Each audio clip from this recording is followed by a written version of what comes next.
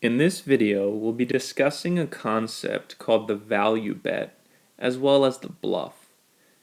Most players have heard of the bluff, but not many know what a value bet is. It's no coincidence that the average poker player bluffs a little too much and turns out to value bet too little. It makes sense to teach these concepts side by side because in some sense, as you'll soon see, they're inverses of each other. Let's start with the value bet. It's any bet you make in poker where you have a greater than 50% chance of winning by the river. We call this greater than 50% equity in the hand. Some situations where you might find yourself value betting are when you have a made hand,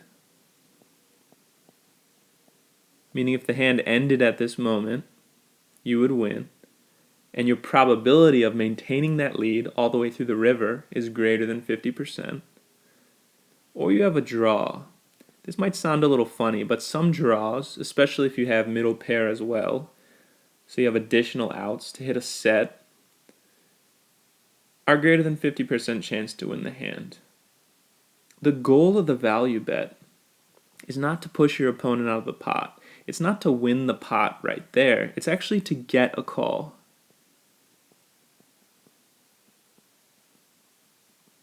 We have greater than a 50% chance to win the pot by the river, so our goal is to increase the pot. You can remember this as you want to increase the pot when you're ahead in a hand. It's a good general rule to live by when you're playing poker. So what's a bluff? In terms of equity, it's the exact opposite of a value bet. It's a bet where you have a less than 50% chance of winning by the river. You have less than 50% equity in the hand. When do you make a bluff? Well, you could actually make it with the made hand as well. And you could make it with the draw.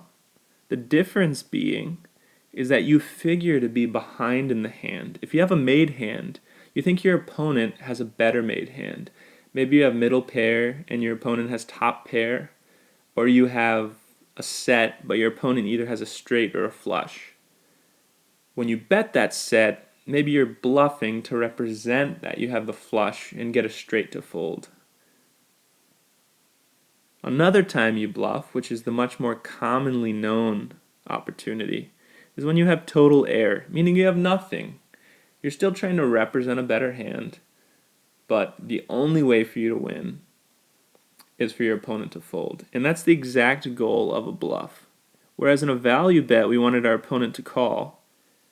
With a bluff, we definitely want our opponent to fold. Specifically, fold better hands.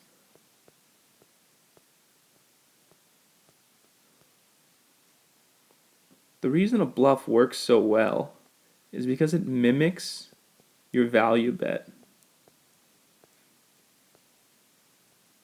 And your opponent reads this as though you have something like top pair, two pair, or the nuts like a flush or a straight, depending on the situation.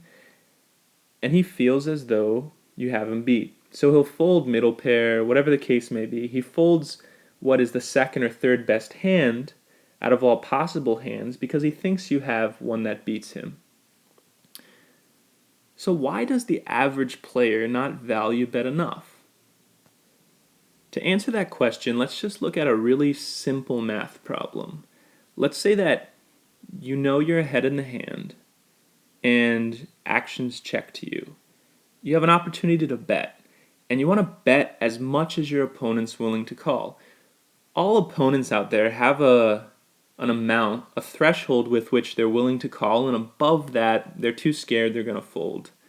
Let's say in this situation, it's 50 chips. As long as your bet is less than or equal to 50 chips, you'll get a call from your opponent, who has a worse hand. So, you're getting extra value from him. Think about, though, what happens when you underestimate that 50 by 10 versus when you overestimate. When you underestimate by 10, he'll call, but he's calling just 40, So in essence, you lost out on 10 chips in potential profit because he would have called all the way up to 50. When you bet 60, he folds. So the outcome is much worse. You actually lose, your opportunity cost is a whole 50 chips. And because the payoffs by under or overestimating that threshold are asymmetrical, meaning they're lopsided, the risk of underestimating is so much less severe. The average player tends to opt for this route. He tends to underestimate the threshold, meaning his value bets are too small, or he just doesn't value bet often enough. In the long run, this seriously affects your long-term profit. It really hurts your bankroll. So let's talk about the most important value bet to get right, the river value bet. And why is it so important? Well, it just so happens that the pot on the river is larger than it's ever been in the hand, and a pot-sized bet is not that out of the ordinary. So you have potential, if value betting correctly on the river, to win a lot of extra money. Most players on the river, though, with their value bets, have what we call a polarized range. Those dotted lines represent all these medium strength hands, and at the top we have the nuts, like a flush or a full house, whatever the case may be, and at the bottom we have a bluff. And most players will only value bet the river when they either have the nuts or a bluff. With the nuts, they're thinking, I don't care if I get check raised when I'm in position. I don't care if my opponent goes all in. I have the nuts. I'm happy to call whatever. And they're thinking similarly with the bluff. Even though their hand's completely worthless, they feel comfortable. Their decision process is easy. If they get check raised, they fold. If anything happens, they get any resistance, they just fold. They're too scared to play hands like two pair or top pair, or even a hand like ace high. In some cases, it's appropriate to value bet ace high on the river.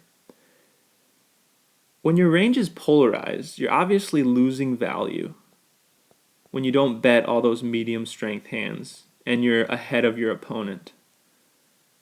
If you have two pair, maybe your opponent will call with top pair. That's a missed bet. It'll hurt your long-term profit in poker in a very serious way.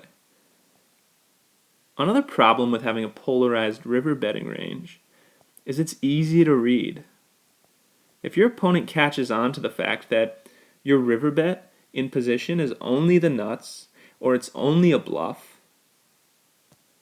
he's going to have a much easier time piecing together all your previous actions in the hand and figuring out if you truly have a monster or if you have nothing.